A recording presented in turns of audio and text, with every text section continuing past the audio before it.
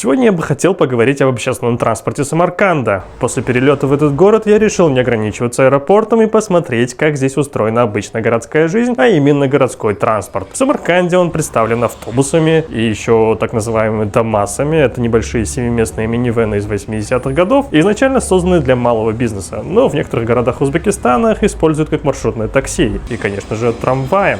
И вот самое интересное, в Узбекистане есть только один трамвай, и он находится не в столице. Более того, его когда-то полностью закрывали, а затем неожиданно вернули. Сегодня проверим, это действительно удобный городской транспорт или все-таки большой красивый проект для туристов. Самаркандский трамвай в его нынешнем виде был введен в эксплуатацию 15 апреля 2017 года. И это особенно символично, потому что предыдущая трамвайная система в городе была закрыта за 44 года до этого, в 1973 году. Сегодня в Самарканде всего два маршрута. Самый длинный номер 1 соединяет железнодорожный вокзал с жилым массивом Саттепо. Его протяженность 6,5 километра. Для сравнения, в период максимального развития здесь работало 8 маршрутов. Подвижной состав 21 вагон, 20 из них чешские Vario LFS и один легендарный Tatra T6B5 SU. Интересно, что все эти вагоны были привезены из Ташкента после ликвидации столичной трамвайной системы в 2016 году. Получается парадоксальная ситуация. Трамвай закрыли в столице, и именно это дало жизнь трамваю в Самарканде. При этом в Самарканд попали не все модели, которые работали в Ташкенте. Например, остается открытым вопрос о судьбе относительно новых российских вагонов КТМ-19. Часть из них были выпущены в 2008-2009 годах. Для трамвая это совсем небольшой возраст. Всего 7-8 лет на момент закрытия системы. Но по неофициальной информации их состояние оказалось настолько плохим, что передавать их в Самарканд просто не имело смысла. В Самарканде одно депо. Ширина колеи 1524 мм. Стандарт для постсоветского пространства. Стоимость проезда 2000 сум при оплате банковской картой или транспортной карты АТО. И 3000 сум при оплате наличными. Для регионального города очень современный подход.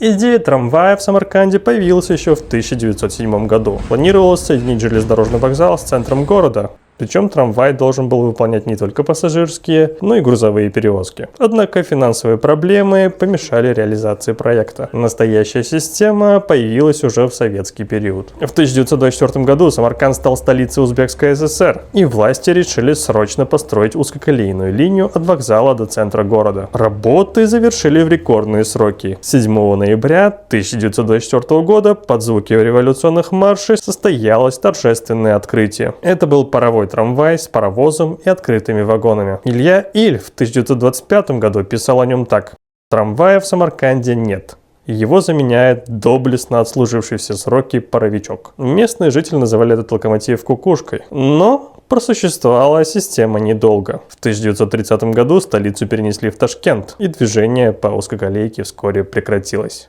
В 1947 году трамвай вернулся, уже электрически. 1 мая состоялось торжественное открытие. Интересно, что первое время по одной линии одновременно ходили и трамваи, и железнодорожные составы. Но 28 августа 1973 года трамвай был окончательно закрыт. Рельсы разобрали, депо ликвидировали, подвижной состав списали. И на 44 года Самарканд остался без трамвая. И вот в 2016 году начинается неожиданная история. В Ташкенте ликвидируют трамвайную систему. Рельсы демонтируют, вагоны выводят из эксплуатации, и буквально через несколько месяцев начинается строительство новой системы в Самарканде. Проект реализовали всего за 6 месяцев. Рельсы, подстанции, оборудование и вагоны перевезли из столицы. Фактически закрытие трамвая в Ташкенте стало причиной появления единственного трамвая в Узбекистане, здесь, в Самарканде. А теперь самое главное, как трамвай работает в реальности. И режим работы ежедневно с 6 утра до 10 вечера. Интервал движения на первом маршруте всего 6-7 минут, на втором примерно 10-15. Для города с населением 600 тысяч это очень достойный показатель. На линии одновременно работают 10 вагонов Vario из 20, которые были переданы из Ташкента. То есть парк Яркость пользуется не полностью, но даже этого хватает для более-менее приемлемого графика. На круговом маршруте 26 совмещенных трамвайно-автобусных остановок. Это важный момент, трамвай интегрирован в существующую транспортную систему города, а не существует отдельно от нее. И самое интересное — востребованность. Скорости здесь довольно приемлемые. Трамвай — единственный транспорт города с большой вместимостью, но при этом большую часть дня в вагонах просто не протолкнуться. Заполняемость колоссальная, это не туристический аттракцион, это действительно рабочий городской транспорт. И вот здесь возникает главный вопрос. Если трамвай настолько востребован, почему в стране он остался только один? Ну, конечно, все не так идеально. Развитие современной сети происходило поэтапно.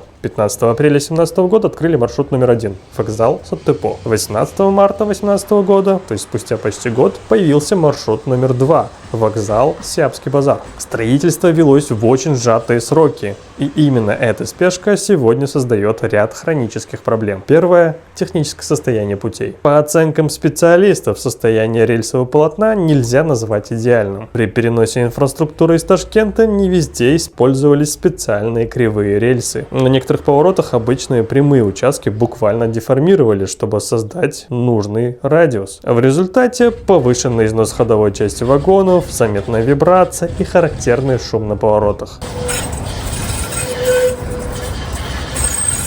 Вторая проблема – безопасность пассажиров. На ряде остановок отсутствуют полноценные посадочные платформы. Пассажирам приходится выходить прямо на проезжую часть оживленных дорог. Это создает потенциально опасные ситуации, особенно в часы пик. Третий момент – навигация и инфраструктура. В системе заметна нехватка современной навигации. Не везде есть актуальное расписание, понятные схемы маршрутов или информационные табло. Для туристов система может быть не самой интуитивной. Место технического обслуживания и ночного отстоя находится у железнодорожного вокзала, там же разворотное кольцо. И несмотря на все эти сложности, трамвай остается ключевым элементом транспортной системы Самарканда. Более того, опыт его эксплуатации сейчас учитывается при обсуждении возможного возвращения трамвая в Ташкент. И если сравнивать самаркандский трамвай с европейскими системами, картина получается неоднозначной. По интервалам движения 6-7 минут на основном маршруте Самарканд выглядит вполне достойно. Во многих европейских городах трамваи ходят с похожей частотой, особенно вне часов пик. Но есть важное отличие. В Самарканде трамвай в большинстве случаев не имеет выделенной линии. Он движется вместе с автомобилями и стоит в тех же пробках. А это сразу снижает его главное преимущество – предсказуемость времени в пути. В Европе трамвай чаще всего имеет приоритет. Выделенные полосы, отдельные коридоры, светофорное преимущество. За счет этого он становится быстрее и стабильнее автобуса, иногда даже автомобиля. В Самарканде же трамвай скорее просто еще один вид общественного транспорта, а не полноценный скоростной рельсовый транспорт. По оплате ситуация интересная. Возможность платить банковской картой прямо в салоне – это современно и удобно. По уровню безналичной интеграции система вполне на уровне. Но по инфраструктуре заметна разница.